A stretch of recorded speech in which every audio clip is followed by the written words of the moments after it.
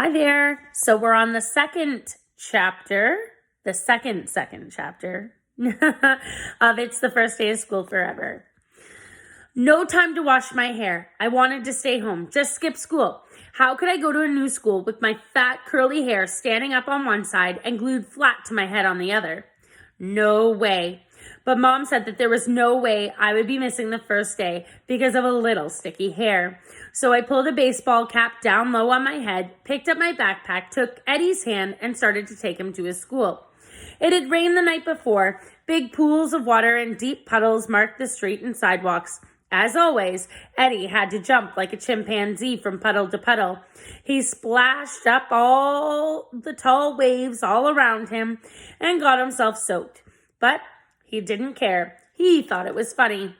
I think he's very immature for a 5-year-old, and I'm not saying that just because he's my brother. I'm saying it because he's a total pain in the butt. I tried to stay as far away from him as I could, but Mom's rule was that I had to hold his hand when we crossed the street. We walked the 3 blocks to his school.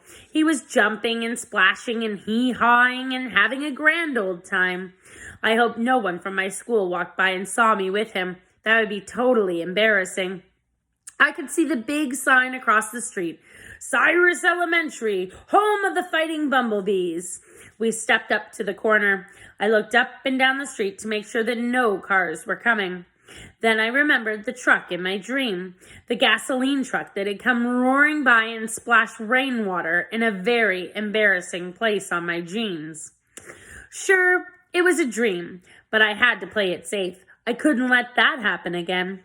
Let's step back, I told Eddie, and I started to pull him away from the corner. But Eddie stuck his pointer finger out and jabbed it into my stomach.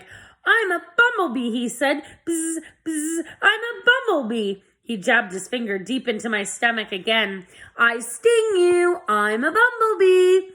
He tried to sting me again. I jumped to the side. Just as a long silver gasoline truck came racing past. The big tires rolled through a deep puddle and sent a tall wave of rainwater over the sidewalk. I felt a splash of cold on the front of my jeans. I didn't have to look down. I knew exactly what had happened. Eddie started prancing around. He tossed his head back and he let out a crazy, wild laugh. He pointed at the front of my jeans and shouted, "You look like you peed!"